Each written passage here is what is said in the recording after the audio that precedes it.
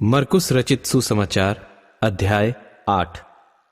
उन दिनों में जब फिर बड़ी भीड़ इकट्ठी हुई और उनके पास कुछ खाने को न था, तो उसने अपने चेलों को पास बुलाकर उनसे कहा, मुझे इस भीड़ पर तरस आता है, क्योंकि यह 3 दिन से बराबर मेरे साथ हैं और उनके पास कुछ भी खाने को नहीं।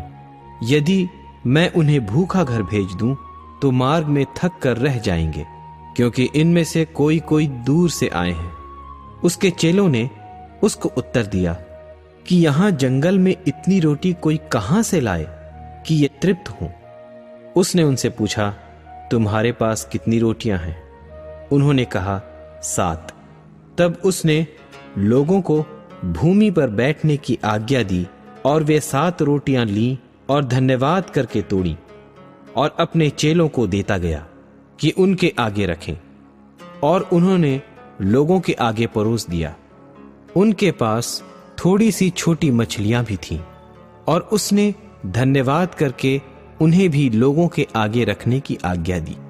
सो वे खाकर तृप्त हो गए और शेष टुकड़ों के 7 टोकरे भरकर उठाए, और लोग 4000 के लगभग थे।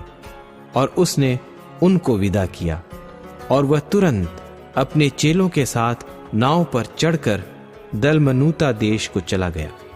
फिर फरीसी निकलकर उससे वाद विवाद करने लगे और उसे जांचने के लिए उससे कोई स्वर्गीय चिन्ह मांगा। उसने अपनी आत्मा में आह मार कर कहा, इस समय के लोग क्यों चिन्ह ढूंढते हैं? मैं तुमसे सच कहता हूं कि इस समय के लोगों को कोई चिन्ह नहीं दिया जाएगा। और वह उन्हें छोड़कर फिर नाव पर चढ़ गया और पार चला गया। और वे रोटी लेना भूल गए थे, और नाव में उनके पास एक ही रोटी थी। और उसने उन्हें चिताया कि देखो, फरीसियों के खमीर और हेरोदेस के खमीर से चौकस रहो। वे आपस में विचार करके कहने लगे कि हमारे पास तो रोटी नहीं है। यह जानकर यीशु ने उनसे कहा, तुम क्यों आपस में यह विचार कर रहे हो कि हमारे पास रोटी नहीं? क्या अब तक नहीं जानते और नहीं समझते? क्या तुम्हारा मन कठोर हो गया है? क्या आंखें रखते हुए भी नहीं देखते और कान रखते हुए भी नहीं सुनते? और तुम्हें स्मरण नहीं कि जब मैंने 5000 के लिए 5 रोटी तोड़ी थी, तो तुमने टुकड़ों की कितनी टोकरियां भरकर उठाई? उन्होंने उससे कहा, 12 टोकरियां। और जब 4000 के लिए 7 रोटी थी, तो तुमने टुकड़ों के कितने टोकरे भरकर उठाए थे? उन्होंने उससे कहा, 7 टोकरे। उसने उनसे कहा, क्या तुम अब तक नहीं समझते? और वे बैतसैदा में आए, और लोग एक अंधे को उसके पास ले आए और उससे विनती की कि उसको छुए। वह उस अंधे का हाथ पकड़कर उसे गांव के बाहर ले गया और उसकी आंखों में थूक कर उस पर हाथ रखे और उससे पूछा, क्या तू कुछ देखता है?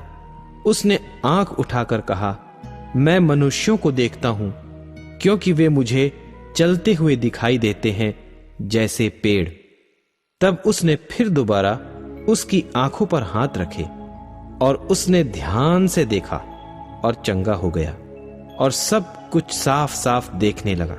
और उसने उससे यह कहकर घर भेजा कि इस गांव के भीतर पांव भी न रखना। यीशु और उसके चेले कैसरिया फिलिप्पी के गांव में चले गए, और मार्ग में उसने अपने चेलों से पूछा कि लोग मुझे क्या कहते हैं?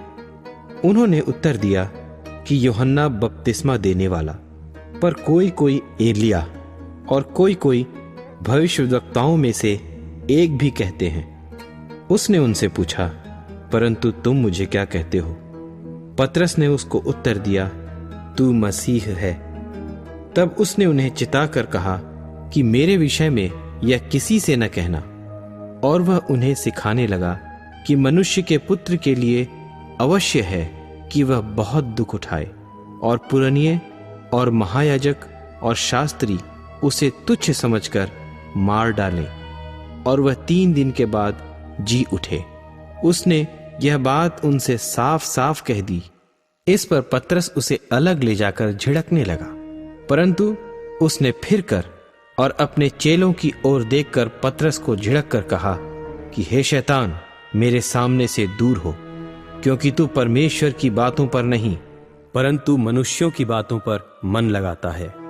उसने भीड़ को अपने चेलों समेत पास बुलाकर उनसे कहा, जो कोई मेरे पीछे आना चाहे वह अपने आप से इनकार करे और अपना क्रूस उठाकर मेरे पीछे हो ले, क्योंकि जो कोई अपना प्राण बचाना चाहे वह उसे खोएगा, पर जो कोई मेरे और सुसमाचार के लिए अपना प्राण खोए वह उसे बचाएगा।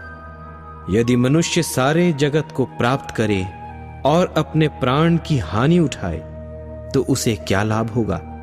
और मनुष्य अपने प्राण के बदले क्या देगा? जो कोई इस व्यभिचारी और पापी जाति के बीच मुझसे और मेरी बातों से लजाएगा, मनुष्य का पुत्र भी जब वह पवित्र दूतों के साथ अपने पिता की महिमा सहित आएगा तब उससे भी लजाएगा। मरकुस रचित सुसमाचार अध्याय 8। उन दिनों में जब फिर बड़ी भीड़ इकट्ठी हुई और उनके पास कुछ खाने को